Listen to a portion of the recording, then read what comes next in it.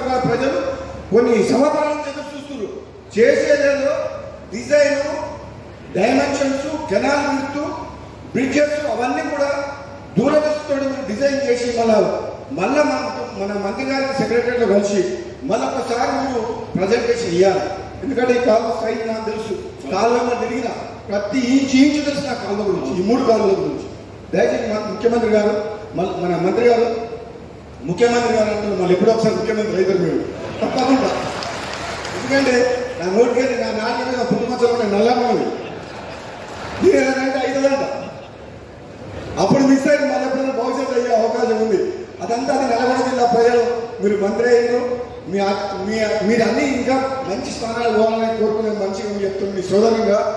ఈ కాలువల మీద మళ్ళొక్కసారి మీరు డిపార్ట్మెంటల్గా కూడా మళ్ళొక్కసారి మీరు టైం ఉన్నప్పుడు రివ్యూ చేసి ఈ కాలువ డిజైన్ చేయించి గారు నేను అందరిలో చెప్తాను. ఎందుకంటే ఇక్కడ నాకు ఈ కాలువల మీద నాకు తెలిసిన సబ్జెక్టు బహుశా రోజు.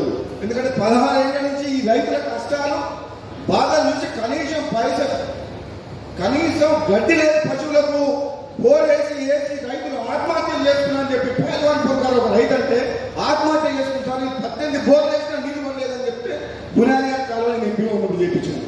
కాబట్టి ఇది ఎంతో మానవతా దృక్పథంతో మీరు ఇంకా కొంచెం డీటెయిల్ ప్రాజెక్ట్ రిపోర్ట్ మళ్ళీ కొంచెం వ్యాస్ట్గా చేయాలని చెప్పి కోరుకుంటూ ఈ అవకాశం ఇచ్చినందుకు మంత్రి గారికి ధన్యవాదాలు తెలియజేస్తున్నాను. Thank you.